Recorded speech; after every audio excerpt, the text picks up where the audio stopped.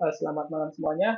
Di tutorial kelima kali ini, sekarang kita akan mengintegrasikan antara API yang kita buat di backend dengan eh, form login kita. Oke, langsung saja. Pertama kita perlu run service backendnya dulu.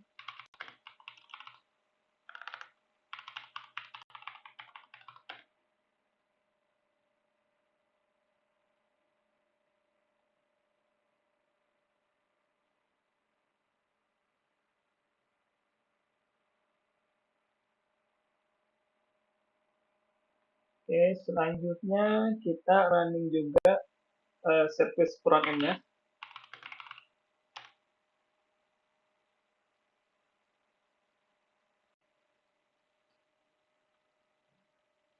Oke, sekarang kita coba cek ke Swagger.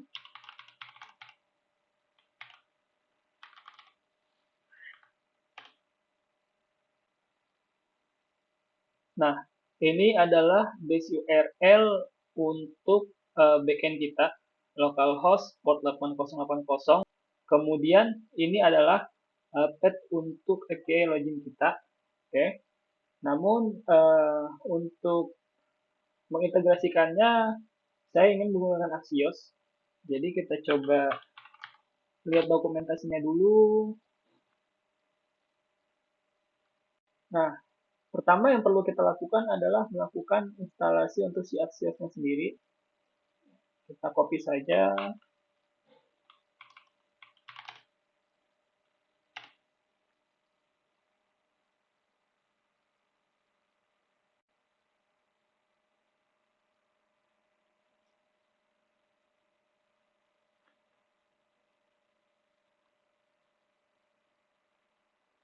Oke, kita coba run lagi. Oke, selanjutnya kita pergi ke kelas login kita. Di sini saya akan bikin satu function baru dengan nama handle submit.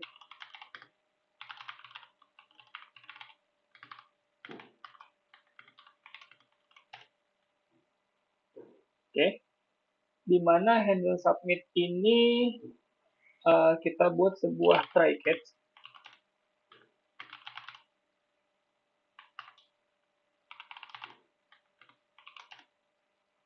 Kemudian kita panggil si Axios.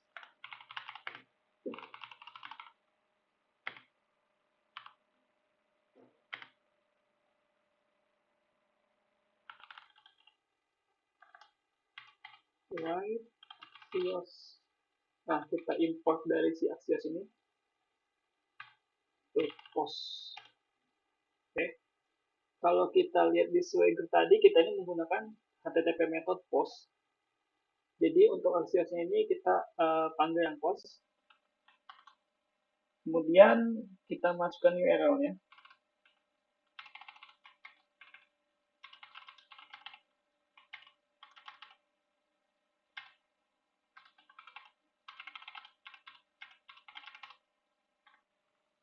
Oke. Selanjutnya di sini kita masukkan untuk payload-nya. Kalau kita lihat di sini di Swagger-nya dia itu menggunakan request body dengan payload bernama WhatsApp number. Jadi kalau ini cuma satu ya, WhatsApp number.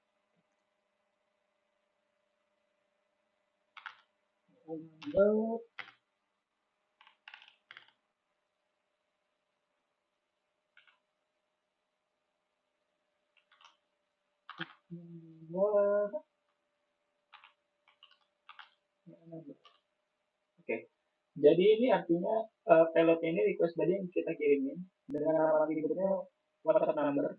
Terus di sini adalah value-nya di mana saya mengappend +62 di depan nomornya. Oke, jika sudah,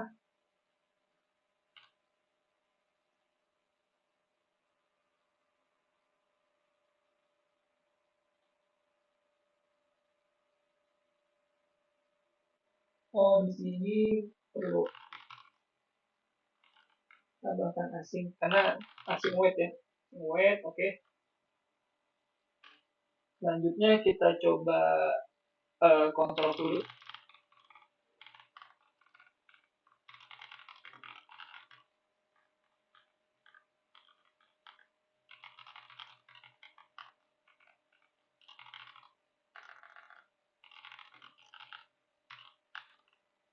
Oke, sekarang kita coba buka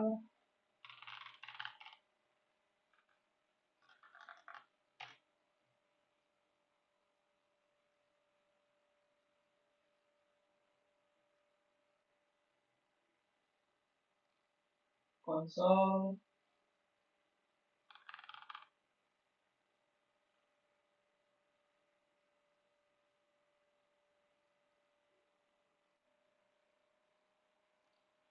Oh, sorry, kita belum panggil si function ini. Kita tambahin di button ini on click ya. Klik, kemudian pada nama functionnya, kita klik. Kita save, kemudian kita coba lagi. Nah, sekarang kita dapat masalah baru, yaitu kita kena course origin. Oke, jadi kita gagal mengakses API backend-nya. Dan di sini kita perlu handle si course ini dari backend side. Gitu. Oke, kita pergi ke backend. Kemudian di sini saya buat satu buah package baru dengan nama config. Kemudian saya buat satu kelas baru dengan nama common config. Oke. Di kelas common config ini saya tambahin anotasi add configuration. Oke. Jadi setelah itu bin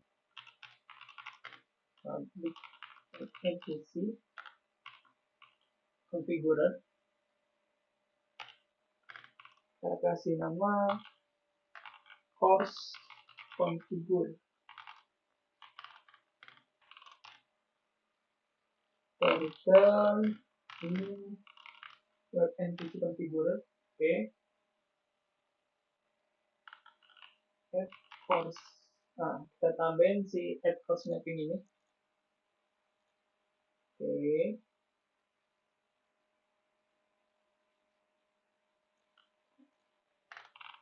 Kita panggil dari si parameter ini registry.add mapping.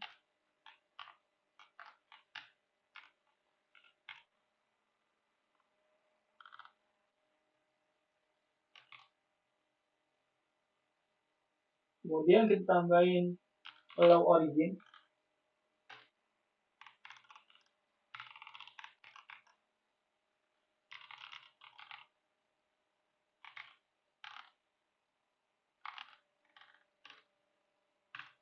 Kemudian kita tambahin allow method. Get watch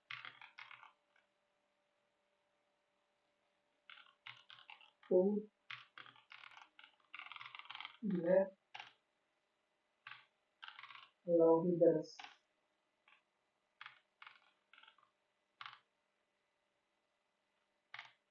Oke. Oke. Di sini artinya kita untuk semua path URL ini kita kasih permit ya. Kemudian untuk originnya sendiri ini adalah URL dari frontend kita. Kemudian untuk metodenya ini yang kita kasih akses adalah get, post, put, dan delete. Kemudian untuk headernya ini kita kasih bintang. Oke, saya coba run project backend-nya.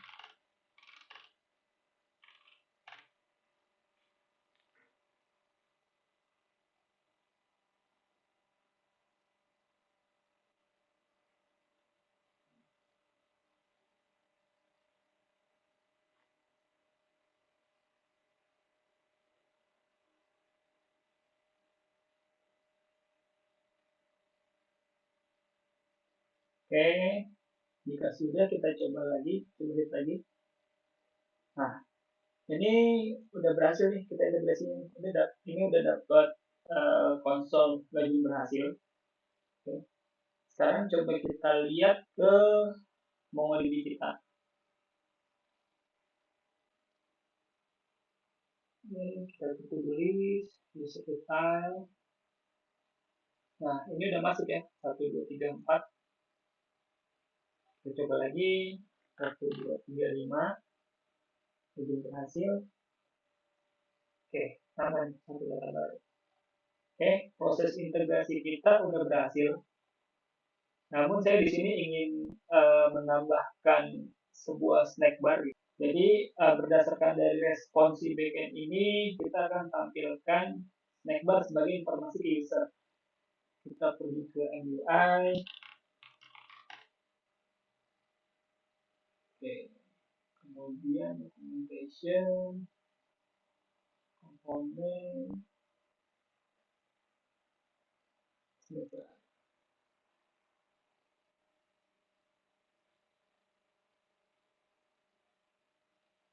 Nah, saya ingin menggunakan snack bar di sini. Oke.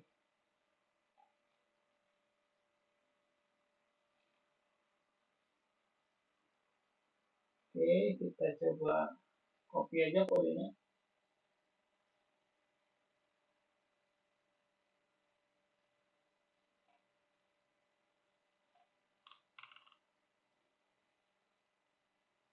Di sini saya buat satu komponen baru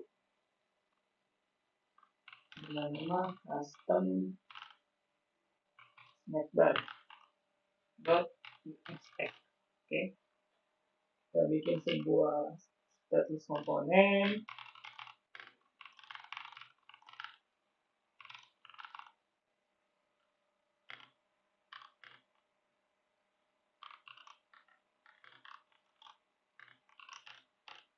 Oke,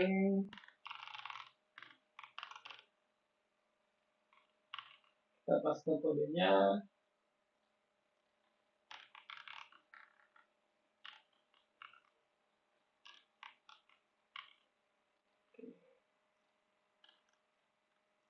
Selanjutnya kita pilih. Di sini saya nggak butuh button, jadi saya hapus. Kemudian kita lihat dulu kodenya.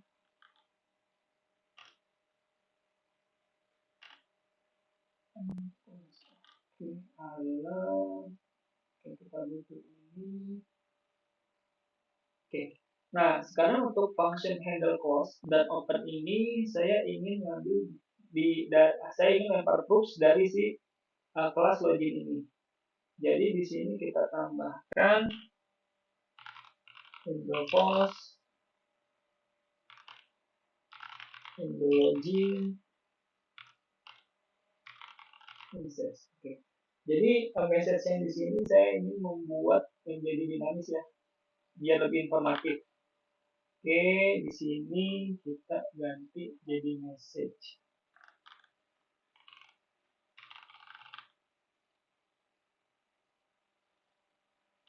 Open, sorry.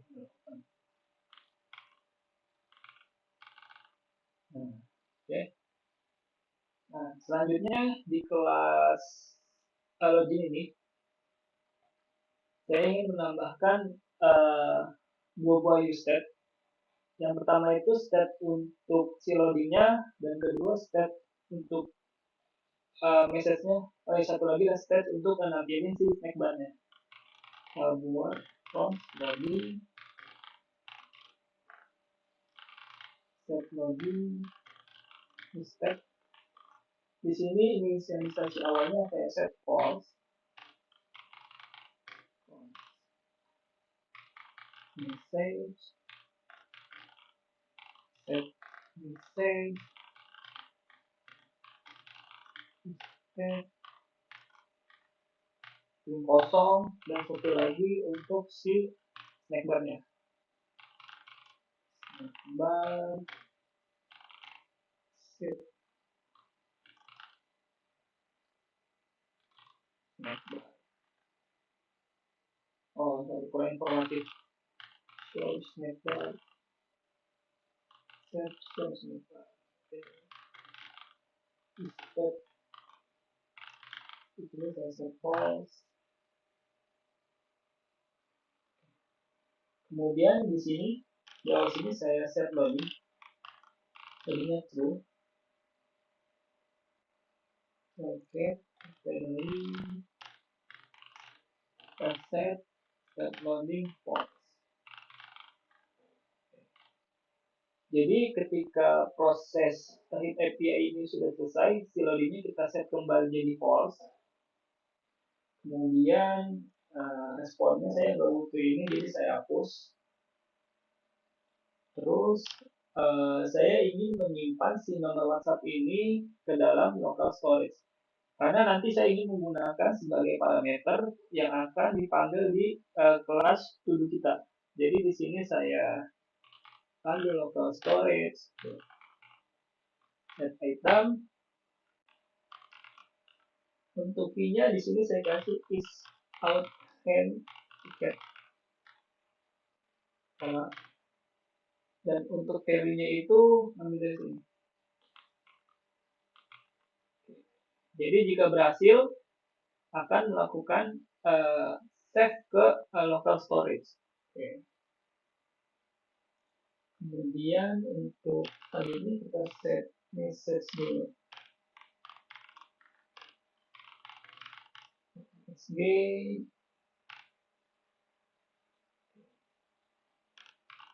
Nah, jika berhasil, maka message yang akan ditampilkan adalah login berhasil. Oke. Namun kalau gagal, kita akan ambil respon dari si backend juga. Error list error.respond tidak sama dengan undefined. Maka kita akan ambil responnya dari respon si backend. Error response data.error list. Oke. Kalau kita lihat seperti ini. Ini misalnya saya kasih inputan yang nggak valid. Secure. Nah, saya ingin ambil si respon dari yang ada di dalam error list ini. Oke.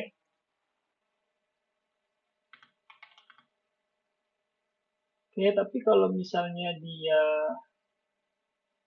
balikannya itu nggak terdapat respon, maka kita ambil dari si error.message. Oke. SG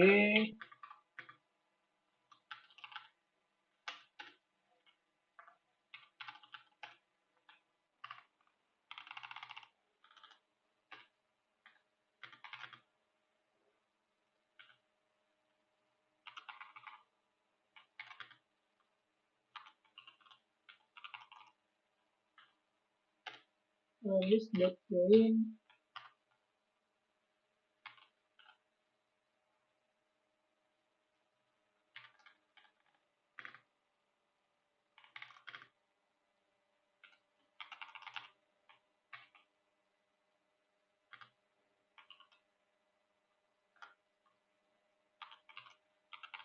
error list. Oke, maksudnya di kode ini adalah kalau misalnya error list yang dibuka array, maka dia akan membalikan si error list dari si respon si backend. Karena tadi bentuknya array, maka kita convert menjadi string, kita pisahkan dengan koma. Namun kalau misalnya dia error list ini bukan array, jadi langsung kita panggil si error list. Oke. Set loading, kemudian set message. Oke.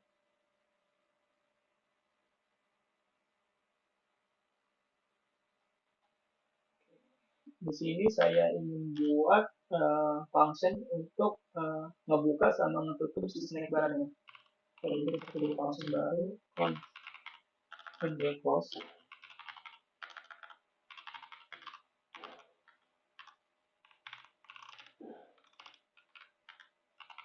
Set source snack bar, pause. lagi cons handle open set source network true. Oke. Nah, sekarang si handle open ini mau saya panggil di sini ketika prosesnya udah selesai. Handle open. Nah, selanjutnya kita panggil si kelas custom snackbar yang telah kita buat. Kita bikin kondisi show snackbar.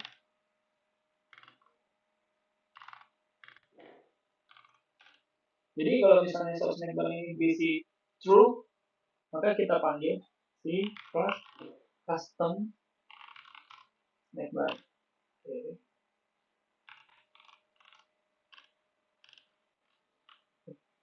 Di sini jangan lupa kita passing code-nya, yaitu handle post, handle open, dan message. Handle post,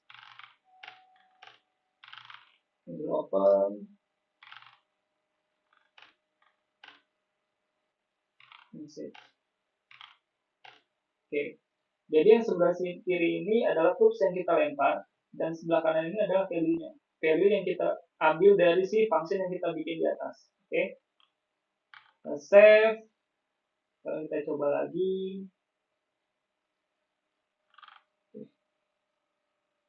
Ada error. Custom snackbar is not defined. Oke, kita define di sini. MUI, alert, MUI, kita coba lagi, coba clear. Oke, login berhasil. Oke, sekarang gimana nih kalau misalnya dia gagal?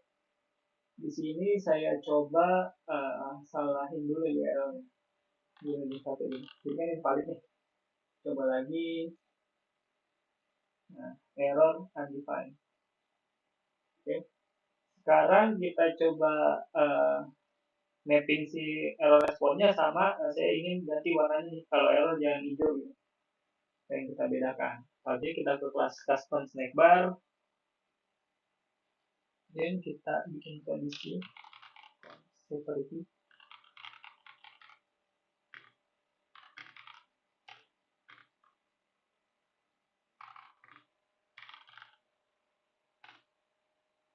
message include.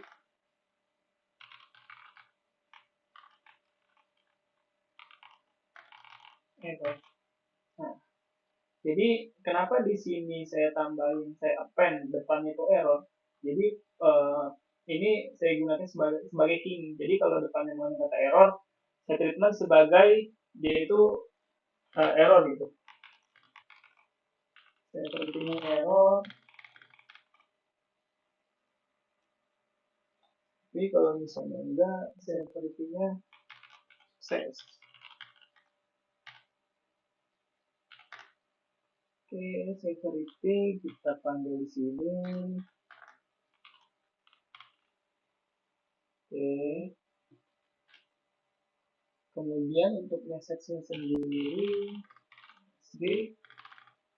message. Kita copy di sini.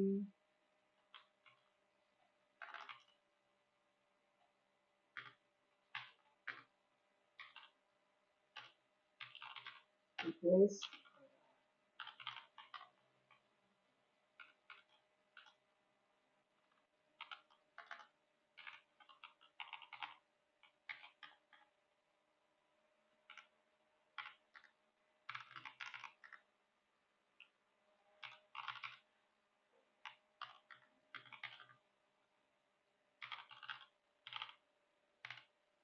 Oke. Jadi kalau misalnya message-nya ini mengandung error, nah kita replace nih si kata depan errornya dengan string kosong. Tapi kalau misalnya sukses, kita balikin langsung responnya. Nah, jadi message-nya kita panggil di sini. Oke. Kemudian saya kasih style juga. style. Apabila sepertinya ini error, maka kita kasih warna background color.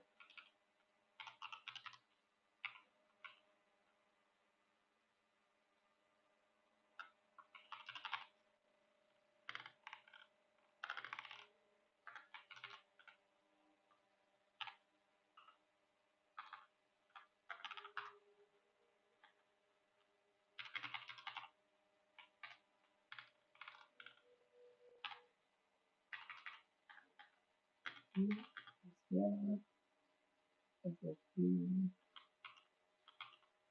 kita ganti warnanya.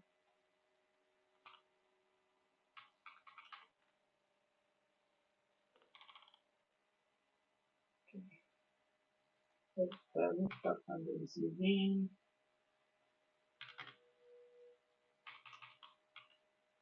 Oke, sudah, kita coba lagi sekarang. Sekarang kita coba lagi kalau misalnya dia sukses.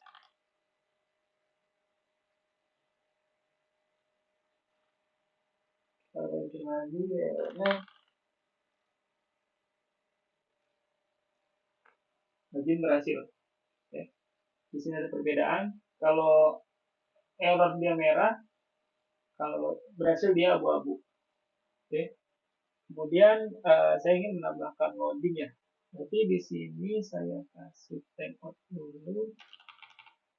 Timeout. Di sini selama 1 detik.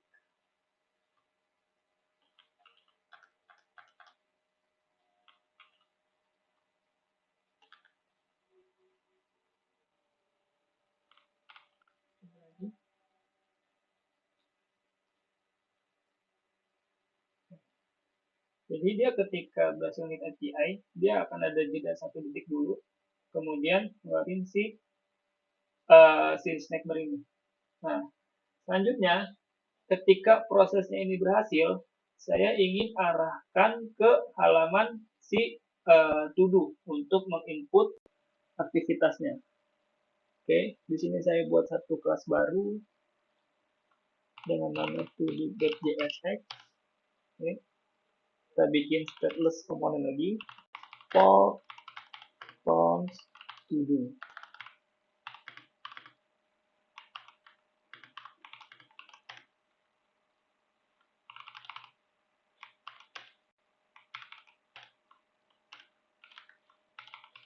Hello to-do. Oke, sekarang kita harus install dan add React Flutter. Ya, jadi sebelum bisa menavigate ke halaman si to-do, kita perlu install si React Flutter dulu.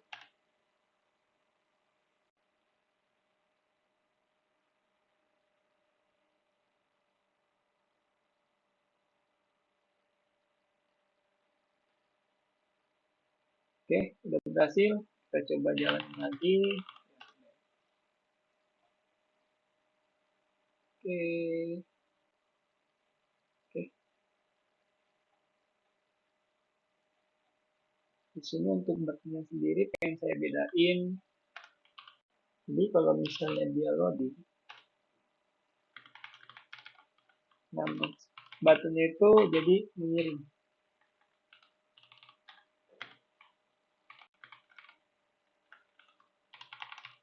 Kemudian ketika dia itu lagi loading, lagi proses, di sini saya ingin tambahkan kondisi. Jadi kalau misalnya loading, kita disable. Oke.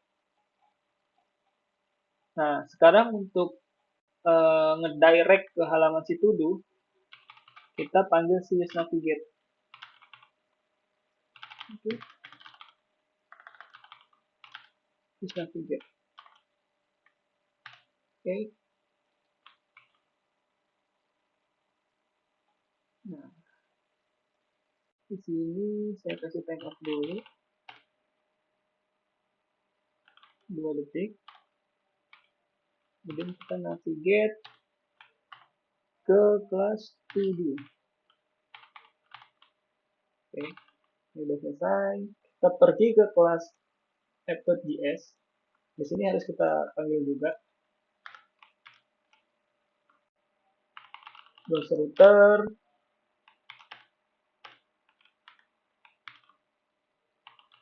status,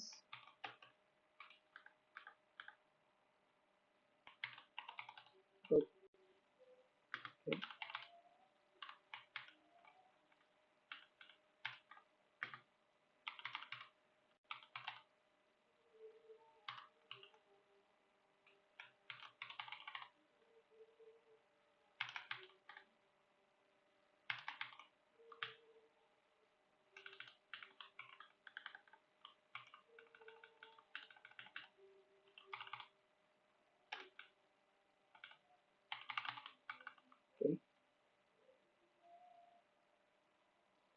Sekarang kita coba lagi. Route is not defined.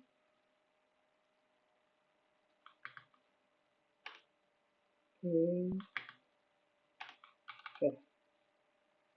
Sekarang kita coba lagi. Nah, hello to do. Nah, sekarang prosesnya sudah berhasil ngedirect ke kelas to do. Dan kita coba cek ke local storage kita. Nah, kalau lihat di sini berhasil menyimpan data ke local storage. Oke, cukup sekian untuk tutorial yang kelima. Sampai bertemu di tutorial selanjutnya.